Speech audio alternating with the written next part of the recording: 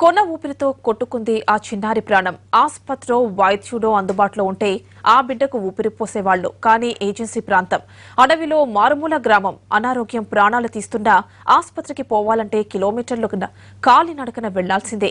చివరకు 108 అంబులెన్స్ ను అందుకోవాలన్నా 7 కిలోమీటర్లు నడుచుకుంటూ వెళ్లాలి.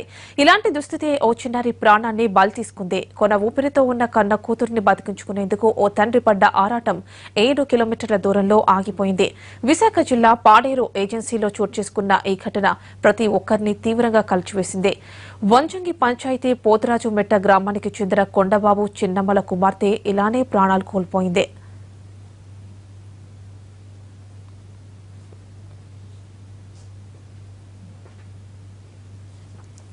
5 ఏళ్ల చిన్నారి సంధ్యారాణి అంగన్వాడీ బడికెళ్లింది. పక్కనే ఉన్న పొలంలో బంతిపూలు కోయడానికి వెళ్లి అక్కడ ఉన్న కుంటలో పడిపోయింది.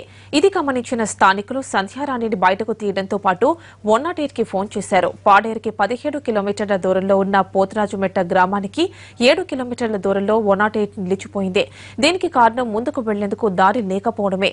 దీంతో చేసేదేం లేక కొన ఊపిరితో ఉన్న కూతుర్ని భుజాన వేసుకుని కొండబాబు నడుచుకుంటూ బయలుదేరాడు. మార్గం మధ్యలోనే సంధ్యారాణి ఊపిరాగిపోయింది.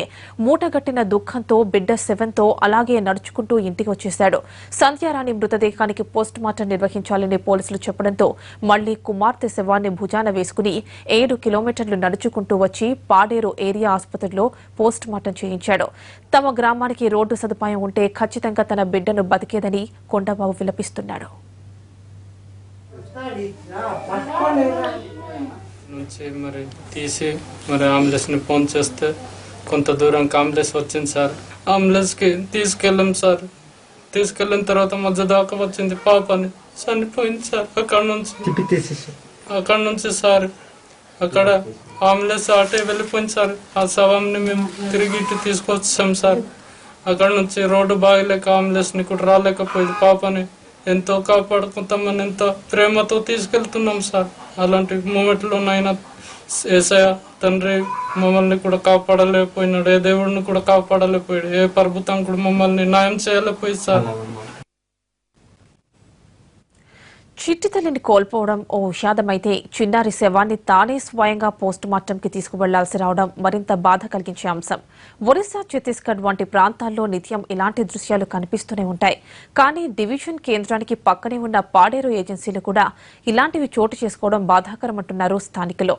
ఏజెన్సీ ప్రాంతాల్లో రోడ్ల అభివృద్ధిపై ప్రభుత్వం దృష్టి పెట్టకపోవడమే ఇలాంటి ఘటనలకు కారణమని ఆగ్రహం వ్యక్తం చేస్తున్నారు. కుర్ర సంజాన్ అమ్మాయి పాపం చిన్న పాప, ఒక 4-5 ఇయర్స్ ఉంటుంది. ఆ పాప పాపం వాళ్ళ అమ్మతో పాటు పొలంలోకి వెళ్ళి ఒంటరిగా వస్తూ అక్కడ చెరువులో ఏదో పువ్వులు ఉన్నాయని తీసుకోవడానికి వెళ్తూ పాపం కాలు జారి ఆ పంట చెరువులో పడి చనిపోవడం నిజంగా చాలా దురదృష్టకరం. అనుకోని పరిస్థితుల్లో ఇది జరగడం జరిగింది. దానిని ఈరోజు వాళ్ళు ఇక్కడ పాడేరు హాస్పిటల్కి తీసుకొచ్చి పోస్టుమార్టం చేయడం కూడా జరిగింది. ముఖ్యంగా వీటన్నిటికీ పాపం ఆ బాడీని తీసుకురావడానికి కూడా చాలా శ్రమ పడ్డారు. ఆ తల్లిదండ్రులు కానీ, ఆ గ్రామస్తులు కానీ, బంధువులు కానీ.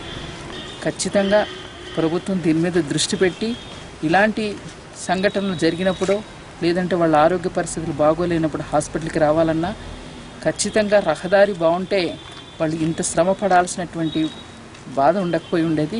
అంటే 108 కూడా ఊరికి వెళ్ళదు. ఖచ్చితంగా ఆ పోతురాజుమెట్ట అనే ఊరికి ఇప్పుడున్నటువంటి ప్రభుత్వం, అంతేకాకుండా ఐటీడీఏ పీఓ గారు కూడా నేను వాళ్ళ దృష్టికి కూడా తీసుకెళ్తాను.